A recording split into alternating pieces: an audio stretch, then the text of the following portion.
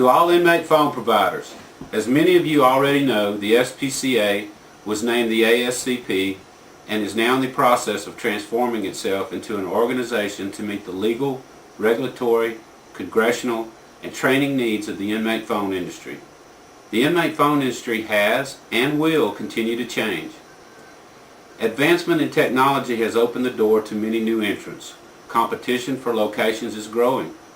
Activist groups who believe that in retrospect inmates should receive free calls, correctional facilities should not receive commissions, and the current way the industry operates should be dismantled, continue to grow and gain strength. For too many years this industry has projected the impression that we are not organized, and when only one or two companies are all that show up and speak when an issue arises, the activists and the FCC or state PSCs get the impression that they are doing so out of individual self-serving interest and not representing the needs and concerns of our entire industry.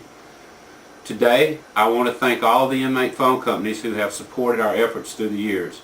You have put us in a position to become a valid and effective organization and helped us move forward in representing our entire industry. I want to also thank the new members that recently recognized the need for this industry to be represented by a united association in all venues and recently joined our efforts. With that said, I also want to reach out to the many companies who have not committed to joining to take the step forward and join us.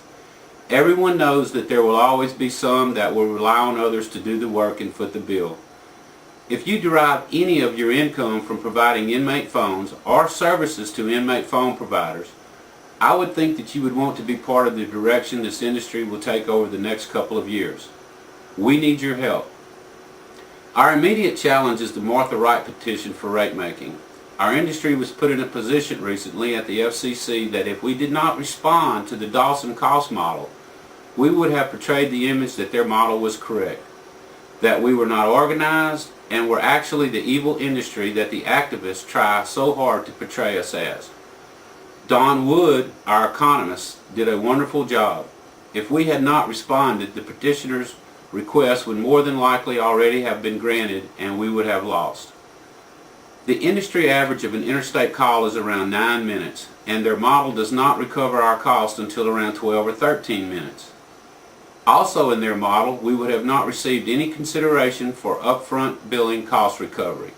Now, we must pay Don Wood for his services. If all inmate phone providers would participate and join the ASCP, or some existing members would simply catch up on their dues and pay promptly, we would be funded adequately. The ASCP reserves will be greatly depleted if we are left to foot the bill alone without the participation of all. The ASCP has joined major law enforcement and correction associations. We have been privileged to work with them on this issue in attempting to have their concerns and needs addressed by the FCC. We feel it is important that they know we support them, that we realize that we serve them, and that we always take their position and the concerns of law enforcement and corrections into account before we react. We must always show law enforcement and corrections the respect they deserve. There are more challenges on the horizon. H.R. 3402 is a bill on the House floor that could affect how we operate and refund prepaid customers, and state-by-state regulations pop up regularly.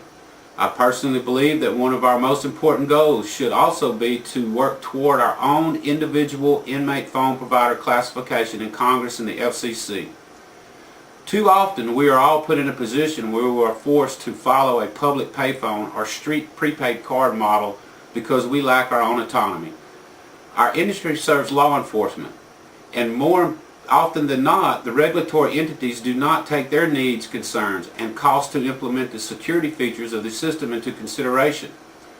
For this reason, after the upcoming elections and when the new administration takes office in Washington, D.C. in 2009, we anticipate mounting an effort and campaign to get the inmate phone industry its own regulatory classification. To accomplish our goals, we will need all inmate phone providers to participate, not only with your dues, but more importantly, your voice and votes on tactics and strategies going forward. Don't put your future or revenue into someone else's hands. We must operate ethically and within rate guidelines. We must never deliberately take advantage of the general public and always take the needs of law enforcement and corrections into account. The ASCP dues are capped at $350 per month for large companies and as little as $87.50 per month for small companies. This is a small price to invest into the future of your chosen way of making a living and supporting your family. In closing, I want to remind everyone that the ASCP will be conducting elections in the next few months for all positions, from president to the board of directors to the members of the Correctional Communication Committee who will guide us in the future. Your participation in this process is vital. If you have any questions or need any other information about the ASCP, our efforts, and our needs, please do not hesitate to contact us. Thank you very much.